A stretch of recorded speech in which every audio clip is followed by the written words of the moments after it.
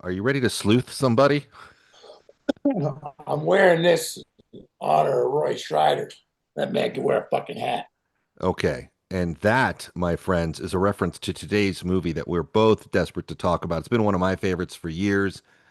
The world has since seemed to rediscover it, including this legend, Jeremy Ratchford, Clint Eastwood's favorite actor, by the way. The film is called Sorcerer by Friedkin. In 1971, William Friedkin directed The French Connection. It received 5 Academy Awards, including Best Picture of the Year. In 1974, he directed The Exorcist. It made history. Since then, Friedkin has spent over 2 years in 5 countries on 3 continents, creating his latest film, an unusual adventure into the realm of suspense.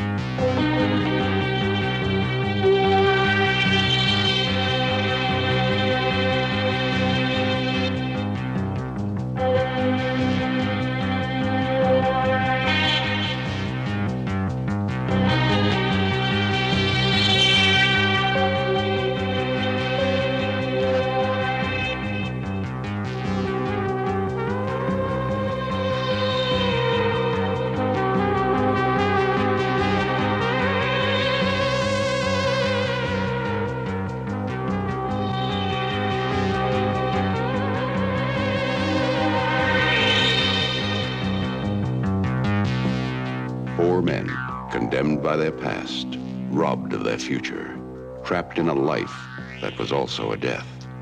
4 men take an incredible chance, face an impossible challenge, and risk the only thing they have left to lose.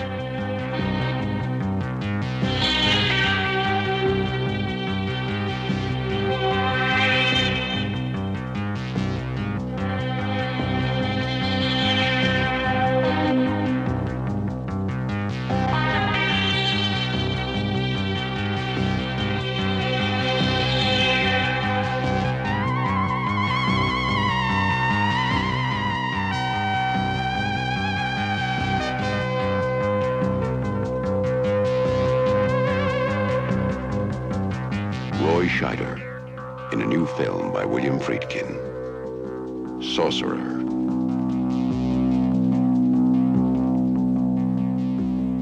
Third, after French Connection, well, after a series of documentaries, then The French Connection, Exorcist, and a film that was supposed to star Steve McQueen. So you saw it for the first time. What do you think, man? You survived it. Uh, yeah, I was blown away, and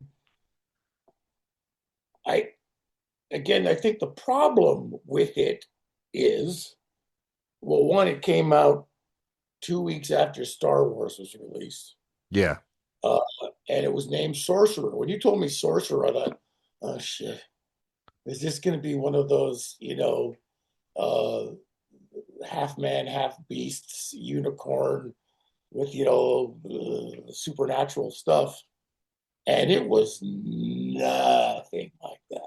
Well, if I I remember right, saw, I watched some sort of like little trailer for it, and it just had the picture of that truck yeah, coming onto the bridge, which is then in the the movie poster, I guess. yeah, Uh, so I started watching it, and now I can't remember the sequence, but there's the Palestinian terrorist, there's the French banker. There was no subtitles, so I didn't know what they were saying, but you just kind of you could just tell by the filming yeah, that okay, something's going on. And then I think the first one was the hitman because yes, there were no words. Guy gets up, takes a sip of something, looks out the window, like boom. And then there's Roy comes in one of these set up on the floor. And I honestly, God, it didn't. I don't know if I was paying attention or not, but I didn't know if he was a cop or a gangster, like they rob a church in the middle of a wedding downstairs, and they're counting money. All these priests are counting money, Yeah. and it turns out that it's they get into a car accident, and he runs away, and everyone dies. But it turns out that it's a mob guy's operation who vows to kill Yeah. him. Yeah. And then and this, like, it's a half hour setup, and I kept thinking, when's the movie? When's this gonna, like, that's a half hour setup, and that's unheard of these days. Uh, Um, well, it depends who's doing it, right? But you're right, it's not common. I'll highlight a couple of your bullet points, though. One of the things Friedkin did that I loved is he gave the vehicles personalities. yeah, And in the grill, I mean, they look like monsters. They look like, I mean, you could, if you weren't told this guy was fresh off The Exorcist, you could expect that someone from the art department was or suspect. And this movie is one of those things where it does go. He seems to enjoy that it takes you from place to place to place without an explanation, and I love that about the movie that you have to kind of fill in the blanks. And Scheider, who obviously played a police officer for him in French Connection and then did a spinoff essentially in Seven Ups, they do hit this church, and I love that it's a mob church. It's one of those. One of the things the movie's really good about is it takes a situation and then it slowly begins to crank up the tension. And when you think it's at that point, it cranks it a little more, and then it cranks it a little more, and it cranks it a little more. And it is it's an extended setup, but it's not a non-entertaining setup. yeah. And Well, you just pro- like you said. So then they end up in a South American hellhole. yeah, As someone that has made a living in this business, you can taste the location, yeah, smell the location. And these guys weren't, you know, hopping across the street to the Four Seasons at the end of a shooting day. This was just brutal. Um, Freakin is not known or was not known. He's passed away, and I could tell you plenty of stories when he came through Warner Brothers to do the Exorcist director's cut. But he was not known for having a lot of sympathies with his talent. yeah, And in fact, I think that was known about him, and that probably led into this casting situation where Scheider was not the first choice, though he's an adequate choice. He's an adequate choice, and he sells it. But man, you're right. I'm sure the studio execs suggested at the time, can't you just shoot this at the Arboretum in Pasadena? And nope, ain't happening. And I get why the answer would be no because the environment is such a character in the movie and it becomes a real obstacle. But man, I'll tell you, they throw every conceivable scenario. I remember, so Z Channel, are you familiar with that, Ratchford? I know you're Canadian, but who? did you know what Z Channel was back in the 70s? No, Okay, so that was our Valley version of cable. You get a little box. There's a documentary on it now. And you had a little click box, and Z Channel had a lot of unique choices. Z Channel had like a unique lineup on the schedule. And I remember at one point this was on, and I saw just the sequence where he's driving towards the end, and like the landscape is reflecting off the windshield, and he's hearing voices in his head. And I remember being like 8 years old, going, "What is this? What is this? What is this movie?" And there's like a dead guy because at that point, spoiler alert, there's a guy that's dead in his cab, but he's hearing him talk. yeah, And I'm like, man, we go, what is this movie? And it's so years later, of course, we gained a huge respect for it, probably because of the logistics involved in making it. Though I have to ask you, as the actor here between us, would you accept a job like this if somebody said, "Hey, we're going to the remote regions of Bolivia or Peru to shoot a movie indefinitely"? Now, what does Jeremy Ratchford say? Of course, you're looking at the numbers, right? But what is Jeremy Ratchford's response? but I think I'd like to say yes. You Uh, probably would. You probably would say yes, actually. yeah, I just the adventure, and what the hell. One of my favorite gigs. I shot for 6 weeks in New Zealand, and that took 28 hours to get there, and little airports and then driving halfway across the South Island. Yeah. And, Which only takes 45 minutes, by the way. yeah. Kidding. Kidding.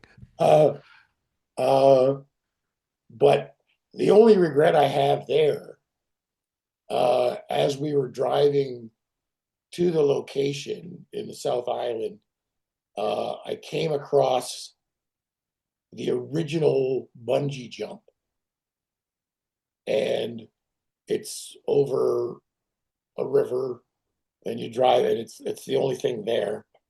And they had a thing that if you went naked, you could do it for free. And I was young enough to kind of go, what the hell? Let's give it a try. And then I found out the company, because I was now in New Zealand, on their dime, would not let me bungee jump. It was against my contract. Well, you don't have to tell me where this is going. No, Uh, and I didn't. I didn't. I'm a team player. It's like, oh, I guess I can't. no, they don't want you doing that. And it makes sense, right? But Yeah. you didn't have to tell us that you were seriously considering it. Uh, We know Ratchford well enough to know. Um, he doesn't always compute the risks the way the rational crowd around him would. Ratchford has got an extreme amount of guts, and this kind of thing does not bother him. So, bungee jump, sure. Largest bungee jump on the planet, sure. Insurance company, bonding agreement, nope. yeah. What do you suppose the insurance policy on Sorcerer look like? Probably pretty substantial, but also, you know, Well, that's the God, whole thing, right? Like, for me, the movie should have been called The Bridge. Uh, I well, I've and got a thing for ambiguous titles, so I'm actually okay with it. But I know why you say that. but again, what I say is that the reason it was called Sorcerer, and right away it's a no from me. And I Mhm. think, when did The Dresser come out? Was that in the 80s, early 80s? Was it? I'll have to look it up. But Well, I love that you think you're like watching a sequel to Excalibur or something. You Sorcerer, know, because they had like goofy movies like that out at that time. Um, yeah, and they still do today, my friend. yes, and it's not my genre. No, Uh, mine either. Mine either. I just mean, like this is someone a asked me the other day, their friends of mine are really into horror, and they said, "Are you into horror?" And I said, "No, I never have." I had to tell them the first time I watched Halloween was this year to do this podcast, and I loved it. But I yeah, don't really also consider it a horror picture. I think some of those horror ones, I'm just going. I have a vivid imagination, uh, yeah. and I have a love of sleep. So I don't want your images in my noodle when I'm going to bed. Look, I'm with you on that, and I agree with your assessment of Halloween, and I do think that's refreshing about you that you haven't seen the movie until like 3 months ago. Yeah, I love that about you. This movie, by the way, as you probably know, or as most people can tell you, it's a remake of a film called Wages of Fear, which in itself is a work of art. But one of the aspects to this film that is unique and works for me, and this has come up in movies in the past, we've talked Michael Mann, we've talked Thief. Tangerine Dream did the soundtrack. And there is something about their technical approach that works. yeah. You know, you would not think so, right? When you're mapping out the film in pre-production, but I mean, I'm doing a man, podcast, dude. that's Jeremy Ratchford's son shouting from the other room. Tangerine Dream sucks. Um, Uh, Two things. Like Tangerine Dream did a lot. yeah, they It's did. wild when you pull them up. Um, and I was really impressed at what they did. And I was also really impressed with the lack of music. Yeah, Like shit just held in those town settings and stuff. There's no music setting a tone. The tone is the mud streets, the shanty town yeah, construction. There was one shot too. I think it might have been in one of the ad or whatever, but when the refinery gets hit and there's a guy that falls onto a scaffold, yeah. and I was just kind of going, man, I don't know if he was safety harnessed anywhere. That looked pretty raw. You have to wonder that on a Friedkin film, though, too, don't you? Yeah. You have to look at it and wonder, I mean, was Friedkin saying, well, these are a bunch of Venezuelan extras. They're for $2 a day. And I'm sure they were like in that when they're like lifting that pipe out of that lagoon that's like a piranha filled. Like I don't think Friedkin really measured the risks. He was like, just jump in there, it'll be fine. Like Herzog famously swam a river that was loaded with piranha to prove to the actors that they can get in there and shoot a scene. Leave it to fucking Herzog to do the unthinkable, right? That might have even been Fritz Carldo but or Wrath of God. But it's funny. It's like I'm sure there's all these risks that Friedkin doesn't process, or is like it's art. You got to do it. Like I wonder about that demo scene where they blow the tree trunk in the road. But every possible scenario they dump on you, and I'm not going to make a complaint, but I will say for some people, and maybe me, depending on my mood, there is a bit of a lag between the opening setup of the crimes and the time spent in the village before they get on the mission. But Yep. once those bodies from that explosion roll into town and they bring those bodies off the truck and everyone's like slamming the truck and then they get reverent and quiet. Once they get to that point and start hiring drivers, that thing goes into another gear. That movie goes into another. And it's interesting because the protagonists or the antagonists are a couple boxes of nitro. Yeah. Like that's the thing. Like they have to risk and they do a great job staging the dangers, don't they? Well, even the guy that first gets it and goes outside. And it goes back to the thing we were talking about too. When I was a kid, I thought quicksand was going to have a much bigger impact on my life. Me too. Me And I too. saw another one the other day that just said, I really thought stop, drop, and roll was going to have a bigger impact on my life, and I've never used it because I've never been on fire. But nitroglycerin was always this, and even when they're auditioning the drivers and they've got that bottle of whiskey Yeah, that bottle's a nice touch, isn't it? on the dash, it was like, okay, that thing was moving all the time. Yeah, yeah. And that was, I would say, if I had one little critique, the meltdown at the tree, I went to nitroglycerin, like they hung on the hacking and hey, what are we gonna do? And it was much too long because I went, you've got nitroglycerin, you can blow this thing up. And Yeah. I was also amazed at how far away they ran when they lit or was set the fuse, which I loved the pocket thing and the knife like that. It was a kind of a real kind of Wile E. Coyote setup. But then they ran, they backed the trucks up a mile and it pretty much blew up right there.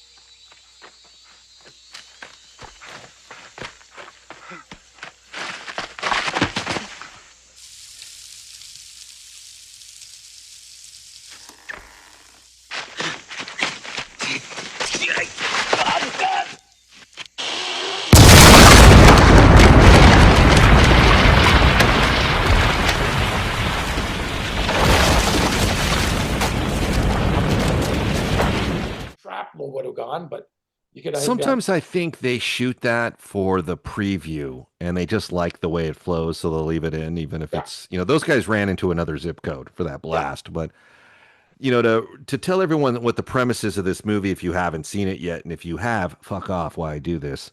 Um, Four criminals end up in a very shady South American town in hiding. To make ends meet, which they can't, or to get out, which some of them want to do, they take this job once an oil refinery blows up of trucking nitro over a very dangerous road, like 189 miles or something. They chalk it. 218. Yeah, 218. Okay, there you go. Because I And went they, back because I went. Sorry to interrupt, but I went back because when he ran out of gas and he looked at it, I went, oh, and I went back because he was at 216, 216.7 miles, I think it was. So it's like, oh, you got a mile and 3 to go. Uh, yeah, right. at that point, he's pretty much a broken human being. But the mission is to get this to the refinery to blow out the explosion. But it is well laid out how dangerous this shit is. In fact, it catches a couple of the characters off guard. And there is a scene where the road's blocked. I mean, after one obstacle after another, they do blow this log in the middle of the road. And I will tell you, that actor shows up in one of my all-time favorite movies, which is Victory with Stallone. It's not one of my favorites because of Stallone. Michael Caine's in it. I know you don't like it. I think that's one of the best movies ever made. I've never Don't seen. mind Ratchford for this segment, this part of the segment. But he's in that. He's in that, and it's John Huston's comeback picture. And he was a good actor in that, too. He's a very convincing actor. I mean, you kind of believed the stress of this guy. And what was interesting is in the beginning, when he reveals himself to be a terrorist, spoiler alert, that's 3 minutes into the movie, you didn't really know that's where it was going. And then he showed up to be the terror. And then they arrest the other dude, and he's got that kind of look of like, I got to pretend not to know you, Yeah, but my heart's breaking that you've been captured, and clearly you're about to be tortured for information. yeah. And that's just one of those things where, and of course, the next time you see him, he's in like a piranha-filled swamp lifting pipe in South America. God, the movie really moves in a unique yet refreshing way. This is a fun movie. If you want a movie where you don't really know where it's going, this is it. This is a good choice. Well, and then we get to the bridge. I got a little confused because there was a fork in the road. They didn't know where to go. There was that really weird family on the road too that the guy dances around. It was Yeah. just showing culture. And then there's the little old man at the fork in the road, and I don't know what he says. Uh, and Schreider's going, we got to go this way. And I thought they said they were going to stay on the same road, but it seems to me that they didn't. I'm trying to remember the sequence you're talking about. I think you're right. I think one splits right or north and one splits south, but they do end up at the same spot. And that actor you're talking about, or what is like, looks like a native Mayan or something, or uh, freaking love to texturize his films. I'm sure they probably found that guy hanging around the set and said, run down the road in front of the truck. We'll give you a case of beer or something. And he did it. And he's kind of playing with the truck. And, it's just one of these intriguing things that directors sometimes do. And in this movie, I think it works. So You know, then you're, we get to the bridge, and again, spoiler alert: Schreider, Schrader, Schreider, Schroeder, Schroeder, Schreider, Schreider, Roy, Scheider. Scheider. Fuck, I'm sorry, Scheider. Uh, Scheider goes first with Yeah. the hitman, and again, having been in the business, you know how fucking hellish that must have been. Because there are gaps in that bridge. There is water underneath. There is rain machines, wind machines, a truck, and gaps. And like you'd be like, okay, first positions, and be like, oh fuck, I gotta go out in the middle. And then the second guy has to fall through and climb up through. It's like, and I think they say it took months to shoot. It might have. I mean, now you could rig that in a matter of days, and you could shoot that today with like very relatively easy. But back then, man, they did not have those means, and they were in the middle of nowhere, and they had to undoubtedly create that weather. That weather didn't just happen. Well, no, did you So know the story behind that? no. They built that bridge and they got hit with a dry season. Cost them $1 million to build the bridge. So then they move it to someplace, I think in Mexico. They build it again. I think it was a $3 million transfer. And they get hit with a drought. Then they've got to secure it because the locals think that they've brought trouble to the land, so they're going to blow up the bridge. So they got to keep the bridge safe, and then it's dried up, so they had to provide the water, and then use rain machines. And I don't know if it's I don't know the special effects involved with the water, but it was a sort of a dry bridge. Then I found out that there's steel cables. The trucks were at times strapped to the bridge, but it didn't stop them from losing cameramen and actors when they inevitably went over the edge. They fell off the fucking bridge. Like that bridge sequence, like it's just insane. This is why, Yeah, this is part of the reason, cost included, why Friedkin's reputation took a hit after this. Because this is the kind of madness that would just make people around him crazy. I mean, I'm looking at it guessing that they lightened that truck. The engine's pulled out, it's cabled up, and they probably, have got this thing rigged 100 different ways, although all archaic because we're talking about like 1976 rigging. yep. But they must have brought in the weather. I don't think they got lucky. I don't think the AD, I don't think the safety officer would let them shoot on that bridge in real weather like that. I think they would have to be in a situation where they could shut the weather off. Yeah. But I can't verify that because, it's a land of crazy. And when you direct things off the continent, as Friedkin did in this case, and you have a disposition as he was known to have, who the fuck knows what they're doing? I don't think there was a studio exec on the site with them. I don't know what the bonding or insurance package looked like. So it's interesting to think about it, but obviously there is some rigging to it, but man, you don't sense it when you're looking at the sequence. The sequence is very effective. It's like boom, and you are hanging by a thread watching it. You're like, what are these guys doing? I mean, like I said, one of the brilliant aspects of the film is the fact that they set up the risks so well.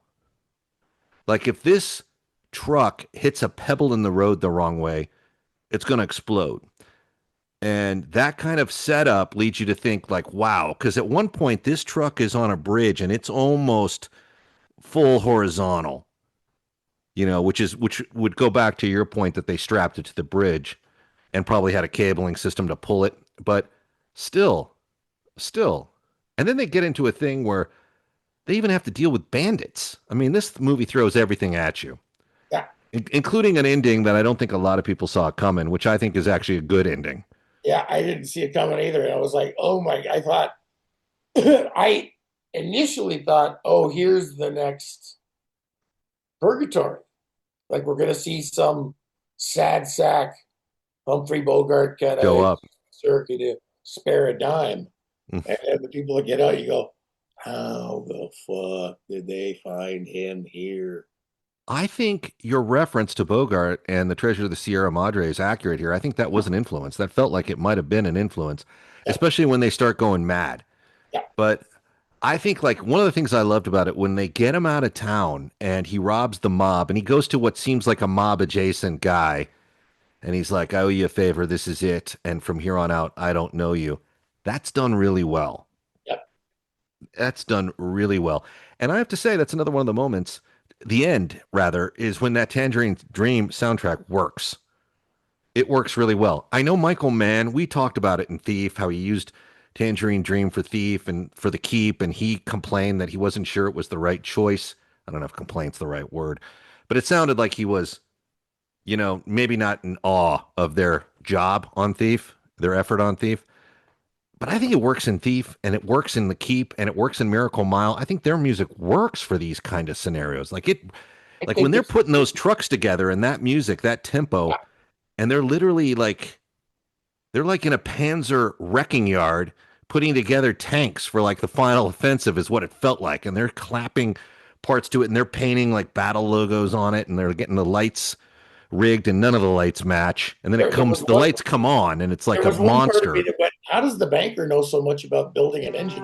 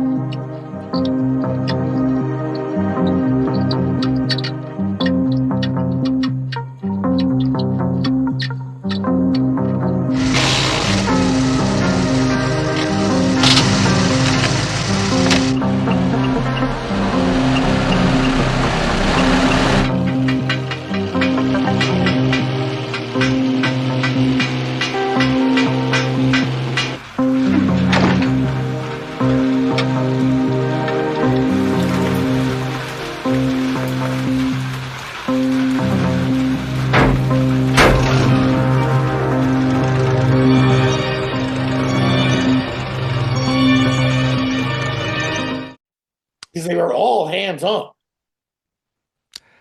I mean, you don't ask questions like that in a movie like this. I would say That's like asking why is Luke Skywalker such a good pilot? You know, there's some things you just have to accept. I mean, you know, that's a very I would say on one hand that's a logical question to ask and that's kind of where we're at with these things. We kind of tend to go to those places when we think about these movies, but that didn't hit me watching it. I was just kind of knowing nothing about trucks to watch these guys kind of take it apart and put something together and work with the steering and like get all the cabling and the tow lines rigged. It was like that's fairly entertaining. And then yeah. I love that they double their rate, but they won't go on the mission at the last minute Figure out until they. one of them's the insurance. It's You know, like I'm going to point, you're banking on one of us not making it. So yeah, we want double. which makes sense, and I actually did the math on it.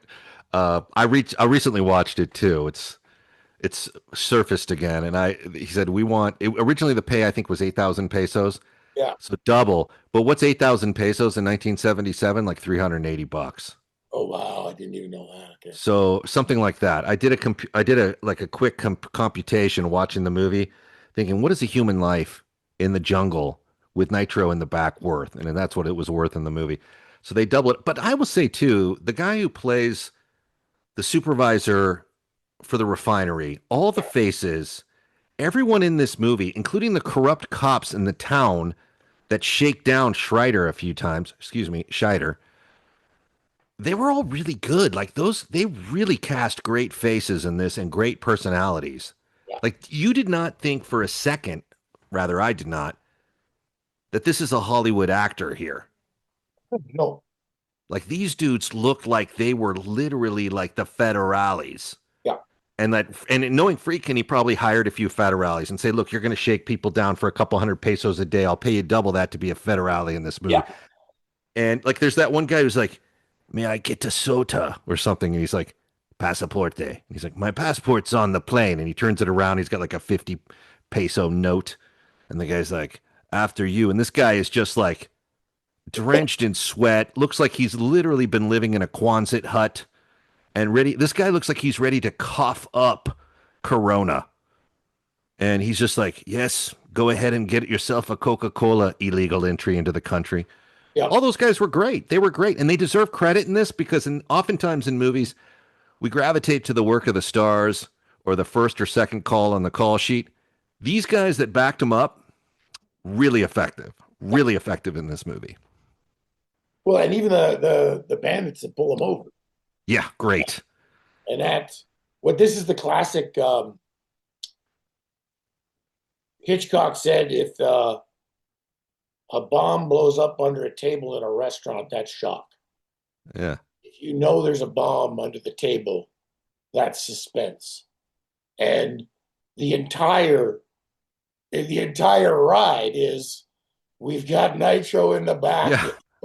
So when those bandits show up, it's going, it's just toilet paper and don't look in the back. Yeah, that's one of those situations that you know only has one direction in which it can go, which is south. And it's just so done so well because you carry that Hitchcock aspect every step of the way on this film once they're on the road. Like that, you know it's going to go up, which it does in a way I don't typically want to reveal here, but there are some fireworks along the way and surprising. I think it was done in a surprising fashion. And there are some wonderful little cuts of just the boxes moving. Yes. And yeah. You just, oh God. When it shifts in the back because they pack it with sand. I think the moment that you're alluding to is the moment where all of a sudden, instead of any tension banter, it turns to, "Hey, what was your childhood? Well, look at this, but my wife and blah, blah, blah." You're going, don't talk like this. It signals the end. Did it signal the end for you? As soon as they were talking like Free in the Breeze, I was like, nope, here it comes. Well, we should add that in the beginning of this scenario, the characters do not like each other and are in fact not that likable themselves. Yeah. And when they get going, there is a lot of tension between the camps.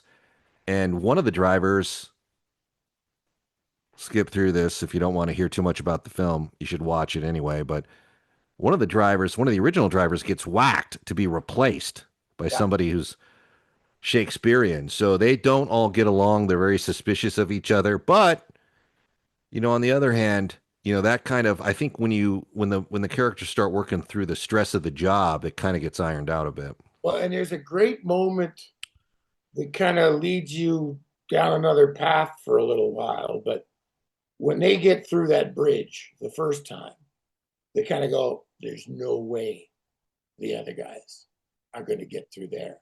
And that means we just doubled our pay. Yeah. And you have this thing in your head saying, you're driving with a hitman. Right. Who's to say that once you get to the end, like Sierra Madre, it's like he's going to take you out. Exactly. Day for himself. So all of a sudden, that's another little bit of tension in this thing, kind of going, what if these guys start turning at each other to make more money?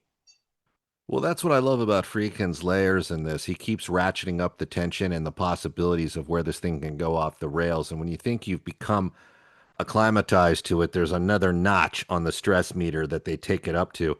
And that's one of the moments where they think this guy, even if you get to the end with this guy may be the end of you and vice versa. And I mean, none of these characters are very savory. I mean, every one of these guys, they come to this scenario in the script from dangerous backgrounds, which is part of the brilliance of it. Like the setup is anyone at any time could pull the unthinkable on each other. But I'll tell you, man, it's an unheralded film. I mean, this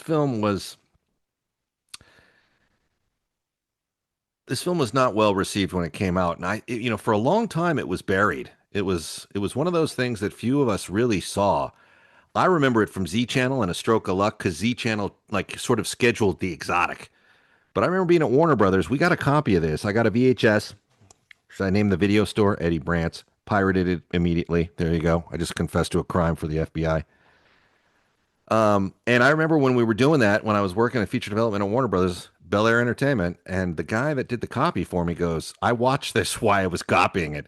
That's how we did it in those days, kids. We did video to video transfer. And he goes, I've never heard of this movie, but man, this was entertaining. Like he watched the whole thing when he was making the copy for me. Which, by the way, knowing Eddie Brandt's was probably a copy of a copy to begin with. So am I like the fourth guy down the criminal chain? I would think Eddie Brandt's known for maybe having videos from rather dubious sources at sometimes. Hey man, you want the 1946 version of such and such? I got it right here. How do you have it? It's not available anywhere. But anyway, so people kind of like rediscovered it over time, and now, of course, technology being what it is, it's more readily available. But man, it's good to see it get the attention it deserves. Even if Friedkin was known to make all of us at Warner Brothers crazy, and everyone has a Friedkin story, from myself, from The Exorcist. I heard he didn't Uh, like actors sitting on set chairs.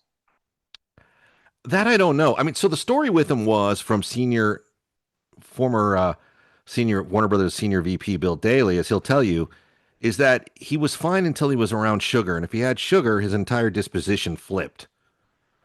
But everyone I know, my wife worked with him in post, said he was just out of control. Steve Surchik had an office down the hall from him at Paramount when they were both based there. Said he terrified everybody. When I saw him at Warner Brothers, it was briefly, and he was fine, but he would yell at Blatty a lot when they were doing the Exorcist cut. Like they would scream at each other, and it didn't matter where they were. They didn't like, let's talk about this later, or let's talk about this. They would start yelling at like the golf cart path by the commissary. They would scream, and he had no problem screaming at Blatty. And we also said that Exorcist director's cut was actually the Blatty cut because the sense was that Blatty needed the paycheck and Friedkin did not. But they did it for Blatty to get another round of money. But for a guy that really sort of aggravated everyone in his sphere, he could deliver a film. And if you want to just talk about the artistic merit of what this guy could do, which is how we should frame it, then this is a good one. This is a good one. I mean, in the 70s, he did some good movies. I didn't really like his work from this point out. But The Guardian I don't, Sherry Lansing hired him a lot. She was running the studio and she would bring him in to do movie Jade, I think. And, it's funny because I was reading in a Hollywood account somewhere from somebody we know wrote up a sort of an essay on it saying that she would want to hire him for things because they were married, but she had to make it look like the writer or other producers wanted him to do it, even though she would insist if they brought the project to her, Friedkin's got it, Williams got to direct it. They would say in the press, I didn't want to suggest my husband, but so and so insisted he was the right person for it, so we gave it. There was a lot of that going on, which we know our business thrives on. But in the Yeah, 80s, I can't claim to be a fan. But in the 70s, man, the dude delivered. every fucking business does. I have a Yeah. whole theory on that too, which makes it's hard to talk Hey, about in today's society. it only gets Ratchford angry and upset. And he is, by the way, as I said, Clint Eastwood's favorite actor. And by the way, what's this thing that's kind of come to light recently that Eastwood and McQueen had a bit of a feud going? Have you heard this? Uh, I didn't know about Eastwood and McQueen. I know Eastwood and John Wayne. Uh, Well, I've heard that one too, but I think Wayne had standards he wanted people to rise up to. And if you, well, and he didn't like the Dirty Cowboy. Like all the spaghetti westerns, Clint was dark, and he didn't like it, and he was very vocal about it. And then, like, he had the whole John Wayne, Ronald Reagan kind of American. yeah, Uh, it's you I know, I have another theory that here the Brady Bunch for me is sort of a good snapshot of America. Because on the screen it was this incredible story about these two families coming together, living together, and they have a housekeeper and this, that, and the other. And then the reality was the eldest son was lusting after the mother, the father's gay. Like in reality, all these things were just absolutely crazy and a part of America that would have not abided by any of it. So that to me kind of. So, in relation to Wayne, and let's be honest, we grew up on his movies, and some of them were damn entertaining. The Yep. Searchers, The Horse Soldiers. So, I saw the letter to Eastwood in the Universal Archives about High Plains Drifter. That's the movie that I think is most notoriously was the most notorious sort of friction generator between the two that Wayne did not like it and wrote Eastwood a letter. That letter is in the Universal Archives. And as you know, that's where our broadcast bunker is. So we had a chance to see it. And it's an interesting letter because it does show sort of a sense, one person's sense of what he thinks people should measure up to and what his sense of America is. And you got another guy in Eastwood who's a bit younger who's like, fuck you, this is what we're doing. We want to do a unique twist on a movie. I mean, it wasn't the movie that it was supposed to be. Initially, it wasn't a supernatural film, High Plains Drifter. It was, Buddy Van Horn, your guy who worked with you, he plays the marshal who gets killed, and Eastwood originally played his brother who came in for revenge, but they found a much more unique approach. And by the way, there's a couple of tombstones in the town with both Don Siegel and Sergio Leone's name on it. So there you go. But that was interesting to read that letter because it is interesting how certain people, Wayne being one of them, like would frame his thoughts up in a letter as like, this isn't the way you should do things, and I'm going to tell you that I don't like it and I don't approve. It was really unique. It was a unique window into his character. Yep. And like I said, I grew up on Wayne movies, so I was a bit of a fan. But I mean, this is a guy too that took some criticism for, uh, rightfully so, I think, for basically rooting out his colleagues to the McCarthy hearings.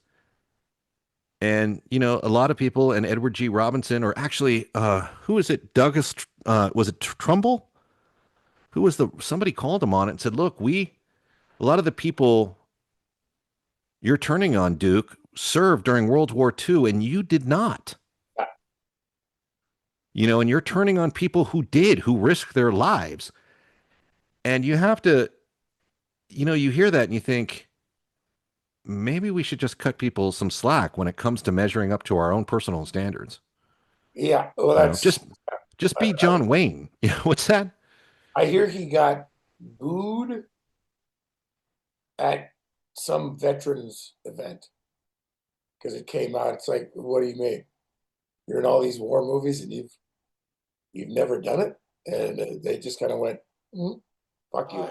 Again, it's sort of like Charlton Heston fits into this for me too.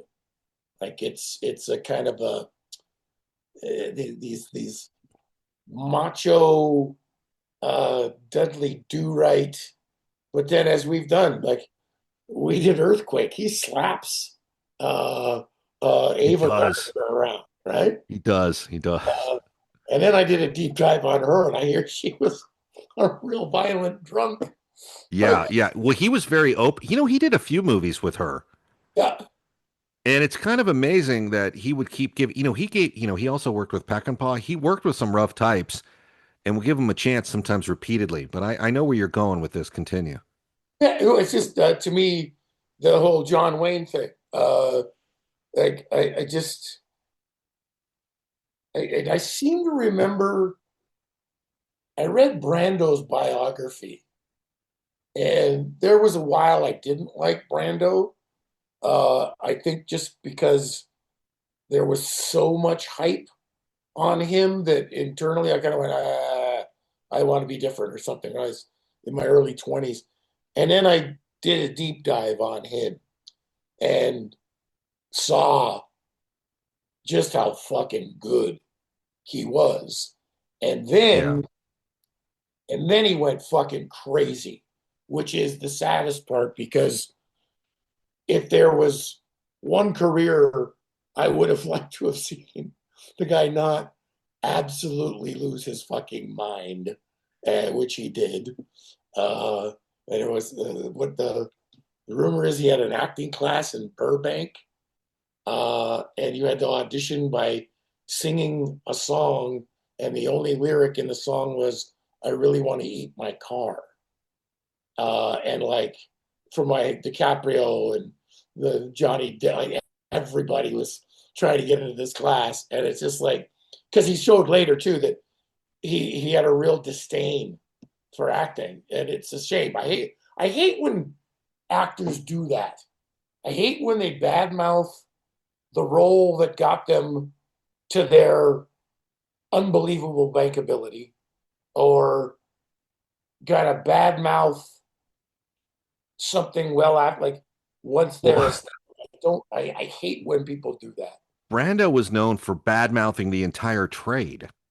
Yep. Like he was very, very disparaging towards the job of acting, to the point where it would unglue some people. I mean, it's interesting to hear some of the Godfather stories from Khan and Duvall, who we both lost, Duvall recently. And they would say he was kind of like a lazy actor, but then a great actor. Like he would need cue cards, but so he wouldn't bother to study his lines or know where he was at, but he could still bring up enough brilliance in sort of the piecing together of the cue cards that it was mesmerizing. So they were in awe of him. And, of course, he was a prankster too. So I'm not surprised that his acting school, if it was even a real school, who knows with Brando, The that class. Yeah, the class. class, That's all it you was. know, Yeah. I mean, who knows? I mean, Mark Marshall, who was Donner's assistant, told a story from Superman where Brando was like, this gives you some insight into his character. He told Donner, he's like, they don't even need to see me. You can shoot like a donut in a suitcase and use my voice. Again, the laziness of Well, that you do seems over a ham apparent. radio. That's what it was. Something Ham like that, right? But Donner, to his credit, was like, no, we're not doing that. Every kid who ever read the comic book knows what the father looks like. You're going to be it. You're going to play it. And that showed, if you want to interpret that the way I do, that showed that Brando knew what line to cross and what line not to cross. And when a director, Coppola, for example, or Donner said, no, this is the way it's going to go, he did deliver.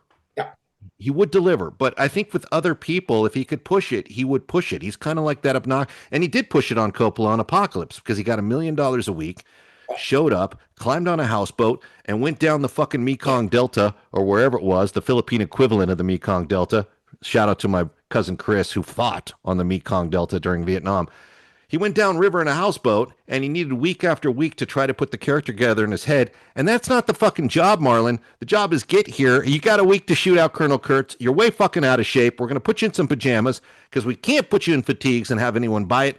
And we're going to shroud you in darkness. Do the fucking job and then get on the plane out of here. Get the first fucking flight out of Manila where we can get your ass out. That kind of shit makes me crazy.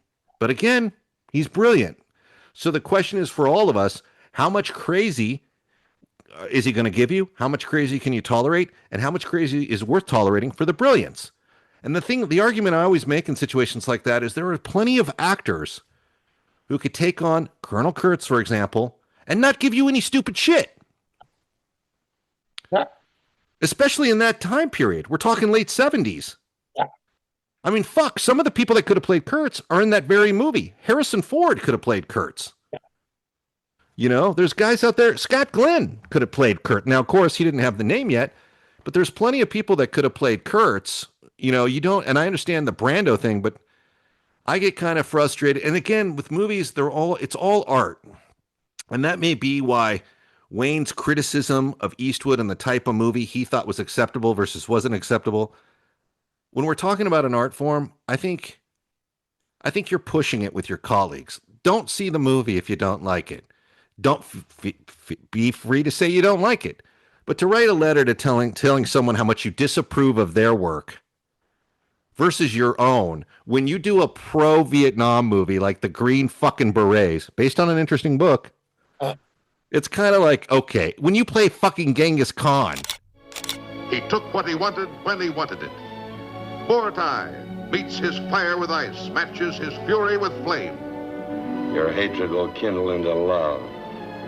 Before that day dawns, Mongol, the vultures will have feasted on your heart.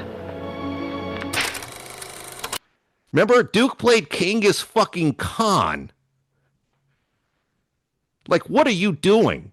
That's one step above blackface. Yeah. And, you know, and I got to say, I loved Duke as Davy Crockett as a kid, and I loved The Searchers, and I loved Rio Bravo. I loved him in those movies.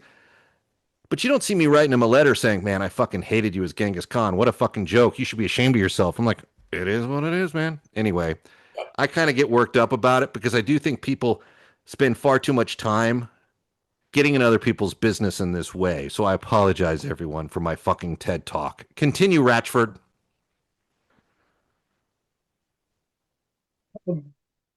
So I saw something kind of going left field here, but it was on Breakfast at Tiffany's. Oh. And they're saying how it was supposed to be about this disgusting gold digger. And it turns out to be sort of the Holly Golightly. Mm-hmm. It's sort of like how we'll, as long as you're cute and charming, we'll look past the fact that you were just a fucking gold digger. It's such a weird, I haven't seen that movie in 30 years. I mean, once was enough for me in Breakfast with Tiffany's, honestly. I mean, I can see what triggered that when you said Genghis Khan, it would have been Mickey Rooney. And yeah, I knew where you were going with that. Sorry, I knew you're. And by the way, it's amazing. It's amazing that that's the casting choice in that film. Like even back then, that someone thought, you know who we can get. I saw Mickey Rooney, by the way. I think I told you outside of Casa Vega, which you know, I know. It was one of my first dates with my wife. Casa Vega was infamous for me because it was open till 2 a.m, so you could always go in and have a drink. And it kind of became a Hollywood spot, which is where it cooled for me a little bit because a lot of the fucking quote unquote trendy locals would crowd the fucking place up. Fat bastards. But I remember coming out for lunch one day and I saw Brando in there too once. I'm not kidding you. And he was known to be in there all the time, but I only saw him once. I saw Bruckheimer in there. I saw Pitt in there all the time. And they shot some of that film with him and DiCaprio for Tarantino in there. But I would come out of lunch in Casa Vega and who's on the bench by himself? Mickey Rooney. And he looked at me and he looked so destitute. And you're right then, the stories were starting to break that he was being abused. Oh. Like he was, you remember that? That, like, there was, and I don't know if they're true. I mean, I didn't follow up. I'm not the detective. I didn't fucking type up the case, but the sense was that he was allegedly being abused. But he did look at this, you know, I loved him in The Black Stallion, by the way, speaking of Coppola. So he's sitting on this bench and he's looking at me and it was like, are you leaving? And can I leave with you? It was kind of like that. Like, can you rescue me? You know, but here's a legend, Mickey Rooney. But I get it. Like, I look back at Breakfast at Tiffany's and I'm like, how is this even acceptable? Like, that we would even, like, just either rewrite the part and cast Rooney or cast an actor that fit. Like, it's such an asshole thing to do. Excuse my language. Yep. Sorry, you just triggered something. I remember being at IHOP in Encino on Ventura Boulevard. I know the one you're talking about. Yeah. It's still there. Still there. 2 booths in front of me was Gene Simmons and his family. And 2 booths over was Wayne Brady. And I just kind of sat there going, I am in fucking Hollywood. Like, I gotta be in Los Angeles. You know, it was at IHOP. It was so weird. Well, that IHOP in particular in Encino was sort of a celebrity IHOP. You know, you would find the Jacksons in there, at least Tito. Mm. You know, Jermaine and Tito were in there on a regular basis. Yeah, that was in John Carpenter. I saw John Carpenter in there, but he was rumored to be an IHOP fanatic. Like, he loved to go to IHOP, and God bless the guy. He supports our charity. Go to any restaurant you fucking want. You're good with me. And look, I've been in an IHOP occasionally. I'm trying to think if I've seen a celebrity in one. But I mean, look, you can't fuck up breakfast in this town, or can you? Well, it's a dumb question, because of course you can. But yeah, IHOP. It's so funny because when we discuss these things on this show, we try to leave some of the names out of the lexicon because they're sort of I think everyone knows about Casa Vega by now. I mean, fuck, it's in the Tarantino movie. But there are other spots like that where people can go in relative comfort and ease without being bothered, you know. But it I is have a funny great, that I have a great one for you. We'll just use the names because I had read the book or what have you. Uh, but I was at the Chateau Marmont. yeah, Chateau. Why I couldn't say it. Chateau Marmont. And I'm there with four people back in the days when we were all smoking and you could smoke inside. And Timothy Hutton sits down beside me at the table next to me, and he starts bumming cigarettes from me. And on the third one, I just turned and said, "How you set for socks and underwear?" Which was my line of, you know, why don't you go buy a fucking pack for yourself? There's got to be a convenience store around here somewhere. And the waiter had come out, and I turned it. I don't know how it came up, but I said, "Hey, do you know this guy sitting beside me?" I said, "It's toilet paper bum." And he dropped below the table, started laughing, and ran back into the kitchen because I had read an excerpt from "You'll Never Sleep in This Town Again" instead of "You'll Never Eat Lunch in This Town Again." Is that the who? Which producer wrote that? I don't know. Did she do Close Encounters? Maybe. Yeah, yeah, and Taxi Driver, Okay, right, but with in the Tony excerpt, Bill. Hutton It's a brings funny book. That's a funny book, by the way. uh, Hutton brings his girlfriend back and wants to get her into a three-way with a friend of his, and she locks him in a bathroom and has at it with the friend, and the friend leaves and she unlocks the bathroom and kind of says, "Is that what you wanted? Is that what you wanted to see?" Or something. She goes, "I had this big power moment." And as he walked away, he had some toilet paper hanging off his butt. And she said it just ruined her whole moment. So when I dropped that on this waiter, he lost it because it was just like, it was one of those moments where I don't care what you've done. Now that I know that, yeah, sure, you can have a cigarette, but fuck it. You know, I've never come across Hutton, although I did respect him in Taps with Sean Penn and Tom Cruise. Um, I'm not a big fan of Chateau Marmont. It's not really my speed. I've been in there, come across Dave Navarro. You know what's funny is for a while there, for about a year and a half, we would run into downtown Judy Brown in different places, and every time she was with a different guy, but she was telling him like the same thing, like, "Oh, you're the one, I love you." And it was so funny because for like three or four places in a row, we were like, "She's got half this fucking town wired." Uh, Like, I don't know if this is like one guy after another, or these are all guys she's seeing at the same time, but One of my she was favorites, Clint, hilarious. you know, the Hamburger Hamlet. Hey, I like that place. I liked it while I was around. Walked in there one day, sit down in a booth, and right across from us is Slash with his kids, and he's cutting up a hamburger for the other one and mixing up the macaroni. And it was just like kind of like, "You're Yeah. Slash, and you're taking care of your kids." It was just so funny. Well, Slash is a real guy, right? When you come across him in this town, and we all have because he's got no barrier. Yep. He is kind of like a guy you can easily see, just showing up and sitting in your booth and being like, "You gonna eat those fries?" Yep. Yeah, like, or just sitting down with you and just ordering a beer, which he's been known to do, of course. He's a very, very realistic, real human being. It is funny now that we're talking about celebrity encounters in restaurants because there's some good ones. I have one with Shatner, Aroma. Obviously, Mickey Rooney came up because we were talking about Breakfast at Tiffany's. And I mean, there was a while where you could go to if you'd go to Casa Vega after 9 o'clock at night, you were guaranteed to have some sort of celebrity moment, whether or not it's the one you want. But that place has gone down fucking hill. Last time I had tacos in that place, man, I was ready to call a fucking exterminator. And I'm Oh, bummed because I used to love that place. yeah, I haven't been there in years.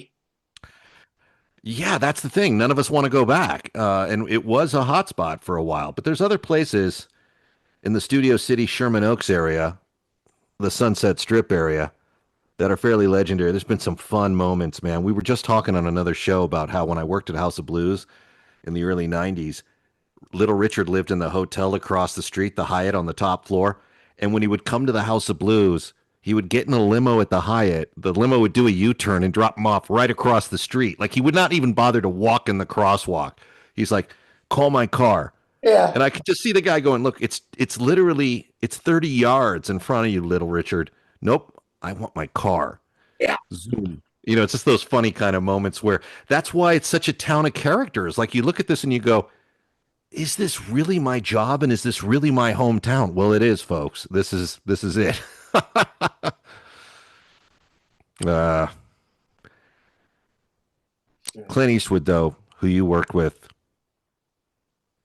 did better westerns, I think, in retrospect than Wayne. Sorry, folks. Well, and you know, as we've been kind of doing these deep dives into the 70s, you know, I throughout the history of cinema, they had some dark movies and things. We were talking about doing Wait Till Dark. Didn't we do that? Didn't we look at that? Speaking of Audrey Hepburn, didn't we do that? We didn't, but we were talking about it. So they had that, but there's something.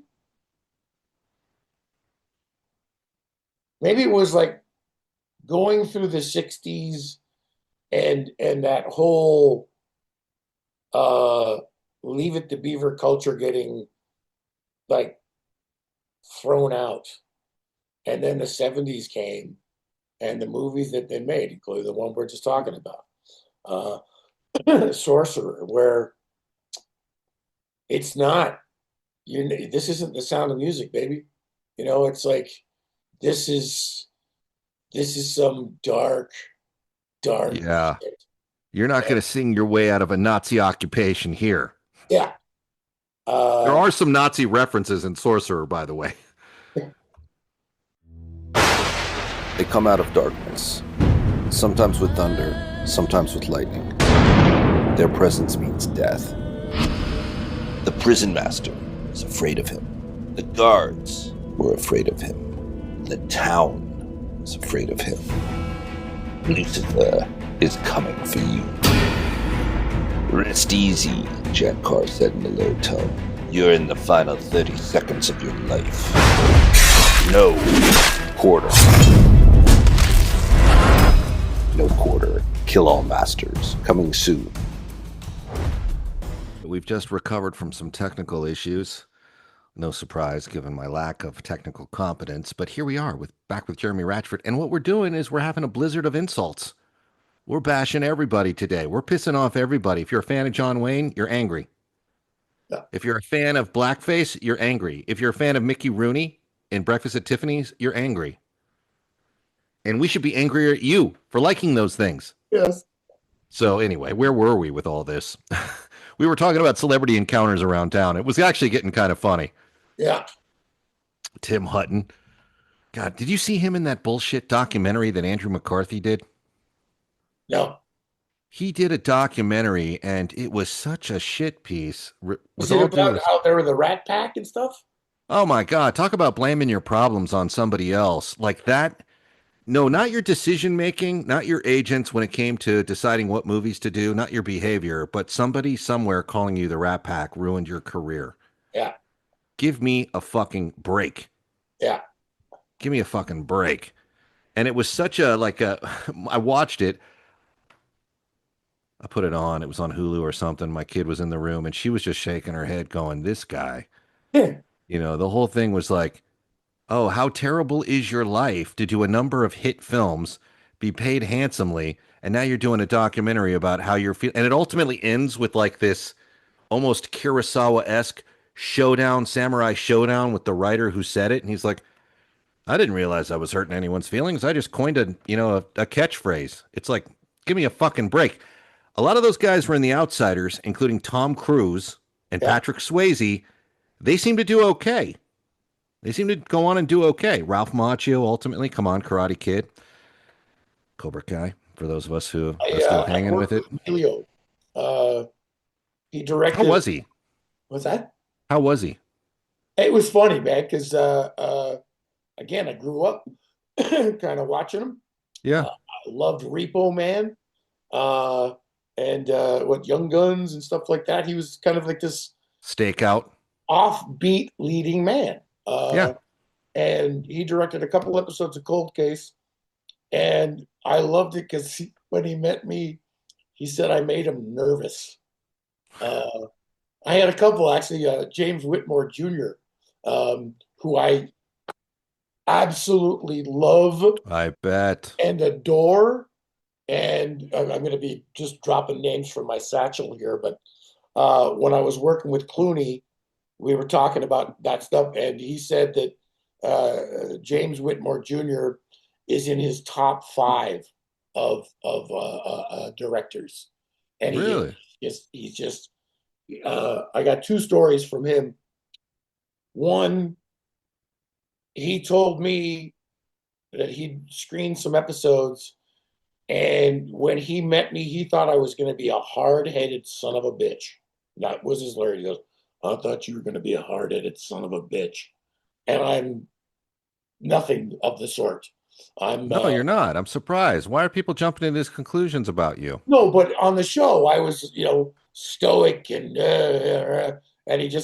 he talk about we got to get him on this because the Yeah, side get of him. Hollywood, he was in Baba Black Sheep, Yes, I loved him in that show, by the way. He was my favorite character. and he was in the Boys Long Riders. but he was in the Vietnam movie, Yeah, what is it? The Boys from Company C? Boys from Company C, yeah.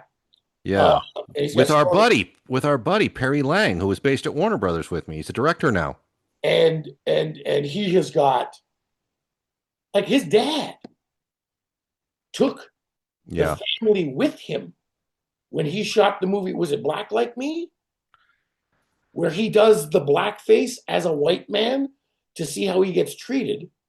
And he took his Can you imagine family that? and they saw Yeah. the physical reactions from those small towns. And they were shooting. It was kind of like, it's like, oh, the guy's got stories galore. But one of my favorite ones as an actor, I had a little featured B story where I reconnect with my high school sweetheart. She's in some trouble. She comes to me, and we're now sitting in the front seat of my car having a beer. We're downtown LA, and it's just this really, really tender moment that you're kind of going, oh, these two are sweethearts. And you know what? If they could, she should leave that guy she's with and be with him. Like, it's just that kind of, oh. It And, sounds like that song by Old Lang Syne. oh, yeah, probably, yeah. Yeah, good call. And I apologize to the actress. I don't remember her name, and this is 20 years ago, so help me. Yeah, sorry, Demi Moore. I'll find her though. I'll get her name out on this thing yet. But we're having this moment. They got 2 cameras. It's the last shot of the night, and it's night downtown LA, and you can see the crew in between takes, kind of thing. They're throwing everything in the trucks because when they say that's a lot, they We're want out. to put a lot. Boom, boom, boom, boom, boom. Jimmy gets what he wants, and he's across the street at the circus, and I can see he comes across, and the girl beside me, she's I go, "You okay?" And she goes, "That was kind of pooey," and it was such a beautiful phrase. She wasn't saying that was shit. I just like I don't feel. It's kind of pooey. And Jimmy comes over and he's just this massive mammalian dad, and he's like, "Hey, how we doing?" Da, da, da. And I said, "You know what, Jimmy? Can we get another one? We like." And he just goes, "Everybody stop!" And everything Good for stopped. him. Good for him. We're going again. Went across the street, We did the scene again, come back, and we go, he goes, that's a wrap. And it was like, again, I love the man. I worked with his son. Good call. Who was, and he was the first AD on NCIS New Orleans. And just the connection of the dad thing, he and I became brothers, and he coined the phrase, Alison Moyer is the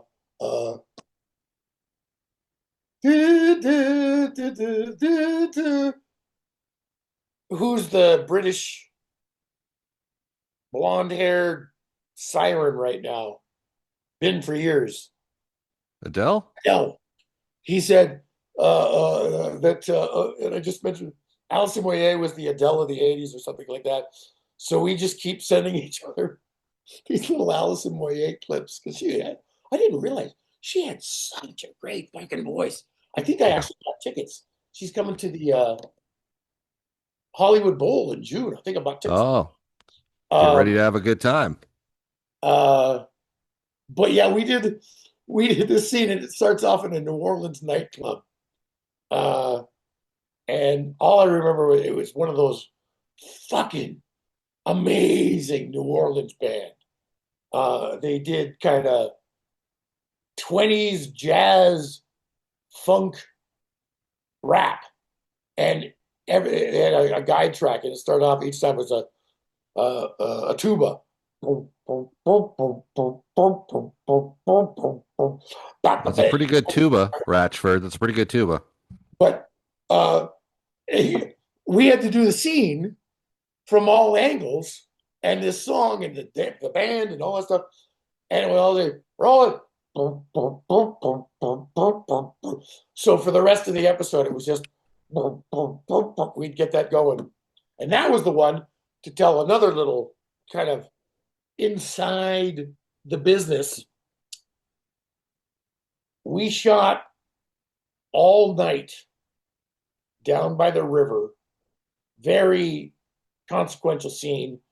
My character is an alcoholic who trained the young kid, and it looks like he's a bad guy, and he's not. But I get arrested, and then the bad guys get me, and I've been arrested. The bad guys get me, and now I'm in the back of the car with the bad guys, and they're taking me, and they're going to off me. And the guy offers me. Is this Cold Case? What show is this? This is NCIS New Orleans. All right, continue. And they offer me a flask. And one of my last lines in the script is when the young kid, Black, I think is his name, Shane Black. I don't know. I can't remember.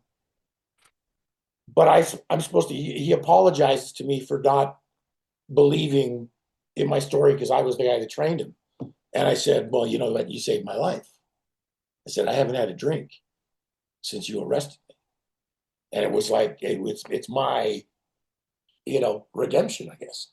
And all of a sudden, they've got this guy offering me a flask.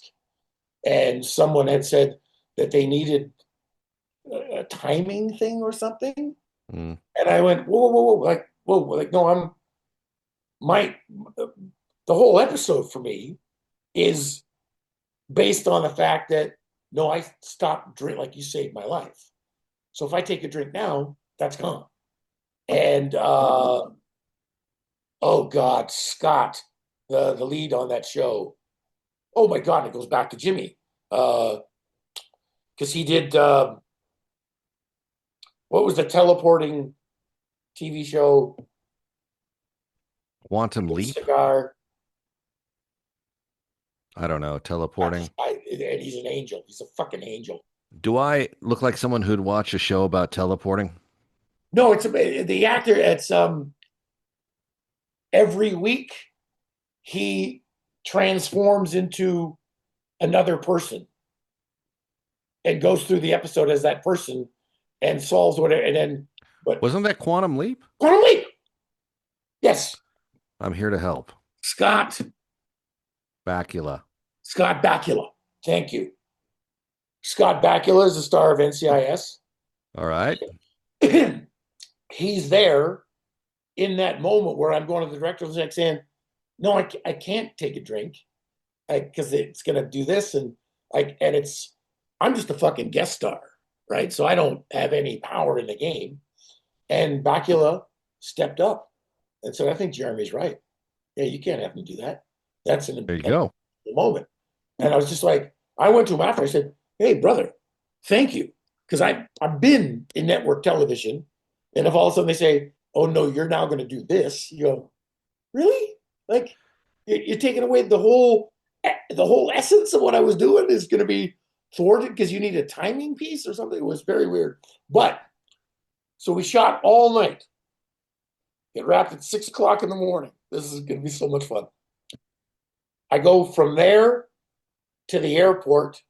I got a 2-stop layover because I can't get from New Orleans to Houston. I got to go New Orleans, Santa Fe, Houston, whatever the fuck. And I go to the premiere of Small Town Crime at South by Southwest. So we get to South by Southwest, and I had made up T-shirts. I think you've seen the T-shirt with my face on it. I wore it somewhere. Right. I'm walking through the airport with my shirt, with my face, and it's my character. As one does. As one does. I was like, I was just having fun. And this guy walks by me, and then he backs up. He walks backwards. And he gets even when he goes, is that you? And I went, yeah. And he goes, love it. Great. So I go to the premiere of South by Southwest, and I got, there was an ovation. Spoiler alert. There was an ovation when I get killed. Yeah, you told me. And that's, if you're the villain, that's the best. If they applaud your demise, it's the fucking best. And then we went up on stage after, and we're doing a Q&A, and the Nelms boys, they very generously, whenever they get a question that it's like they go, why don't you ask Jeremy? Like, because I know he's going to have some. And when it came my time to turn at South by Southwest to this audience, and I looked at them, and I took this, I got the microphone, I just went, shame on you. Shame on you. Look at everyone in this audience. You applauded my death. And I could feel like this, like, uh-oh, what is it? You know, I have backstory. And I could hear this, like, people going, is he being funny? Like, and I had them the same way I had this character. When we premiered in England too, someone said, I didn't know whether to laugh or be terrified. And I said, that's exactly where I wanted you. That was the best compliment I've ever fucking received. So that was cool. And then flew back the next day to work again. I was up for, I think, 43 hours or so. Oh God, what a mess. Hey man, that's what the job takes when you're on that's a promotional tour and a project. And that's why if they offered me Sorcerer today, God damn it, I'd take it. As you should. You got to get me Whitmore Jr. Let's get him on here. And by the way, I love that he gave you an extra take because it brings me to another one of your directors, Clint Eastwood. You're his favorite actor. And that moment where Matt Damon on Evictus goes, Clint, I know you've just done a second take, but I have an idea. Can I try something? And Clint's response is, what? Now you want to waste everybody's time? Different directors, different methodologies, yet they both love Jeremy Ratchford. That's where we're going to leave it, everybody. See Sorcerer, and I'll meet everyone at the IHOP and or Casa Vega. Put your favorite in the comments below, and maybe we'll turn up for a bit of a margarita party. Well, actually, that's only going to happen at one of those places. I'm going to try and hunt down Ginny, and I'm going to get the actress that played my sweetheart. Yeah. Oh, yeah. Madonna's pissed off. You can't remember working with her, but that's okay. No, I remember her. It's just the name, and it was. I'm kidding. It's a very weak joke, buddy. I apologize. I know, but still, people get sensitive. They do. Unfortunately, they get too sensitive in our business. Very sensitive. John Wayne with High Plains Drifter. Sorry, not throwing it back on John Wayne. Come on, Genghis Khan. Lighten up. You were fucking Genghis Khan. Don't insult other people's movies. Be proud of your legacy, of which got it. Wayne's was fantastic. He's You know, got to and have just a leave it at buzz that. line from that movie, doesn't he? Look, I'm not gonna lie to you. I saw The Conqueror once, and it's unwatchable. It's Yeah. terrible, not because of the casting, but the whole movie is unwatchable. Of course, they all claim to have gotten cancer because of the, nuclear weapons testing ground. But Oh, yeah, where they shot it. um, Yeah. yeah, I mean, it conflicts. I mean, I have no doubt that that would contribute to cancer. But the other thing is Wayne was like a no filter 3-pack a day guy as well, going back to like the 30s. So you're going to double up like that. You're going to go down hard. I mean, Wayne was a survivor. I mean, he was fucking tough till the bitter end. I mean, he did like Sons of Katie Elder just coming out of lung surgery or something. I mean, the dude was fucking tough in that regard. And Robert Carradine, who we just lost, rest in peace, who we were going to work with on a Combat Radio Christmas Carol this year. He worked with Wayne in the Cowboys. Remember that? Where Wayne gets killed by Bruce Dern? Oh, God, it's been so long. I can't remember. And he actually had the nerve to correct Wayne and give him a line reading. Yeah, right away. Classify that under things you don't ever fucking do. But we talked about, did we talk about this before? We might have. The guy in Night of the Grizzly. Oh, yeah, Christopher George. The actor? Yeah, Christopher George is the star of that.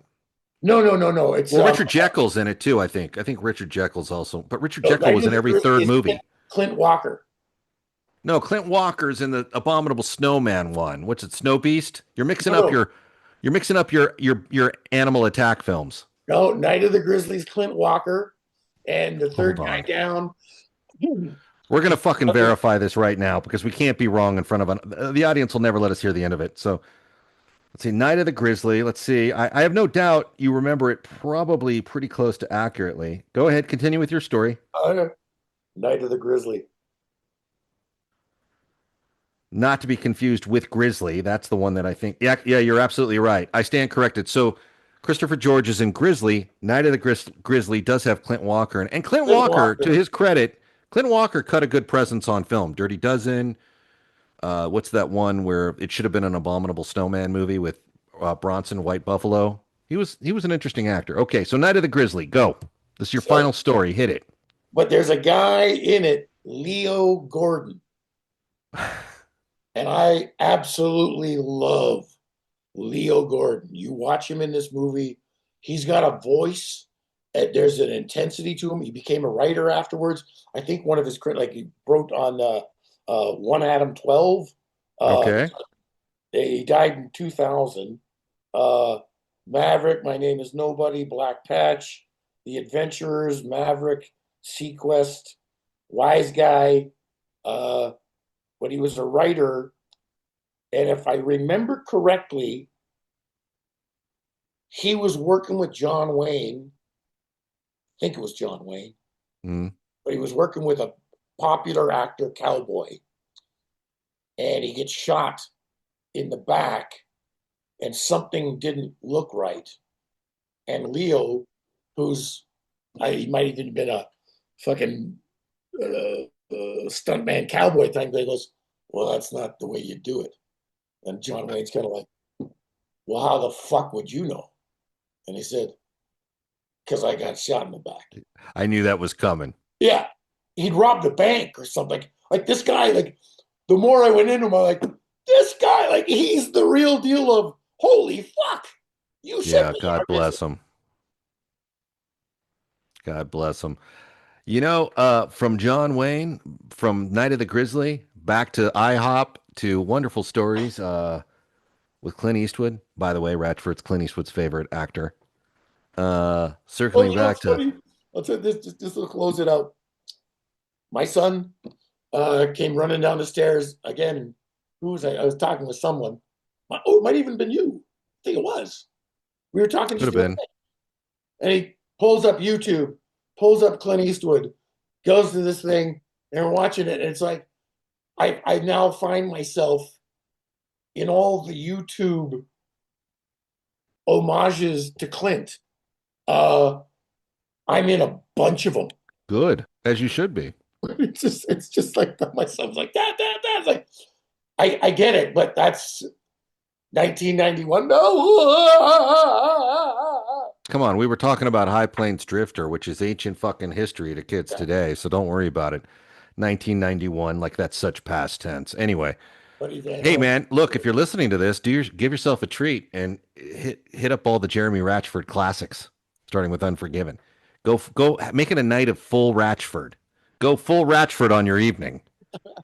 Hey, buddy, we love you. Let's get Whitmore on here. We need him. We need a you know, I've only interviewed one person who did a tour of duty on Baba Black Sheep, and it wasn't one of the squadron pilots. And we got to get somebody, whoever's left. I mean, not all of them are alive. John Larroquette's alive. Yeah.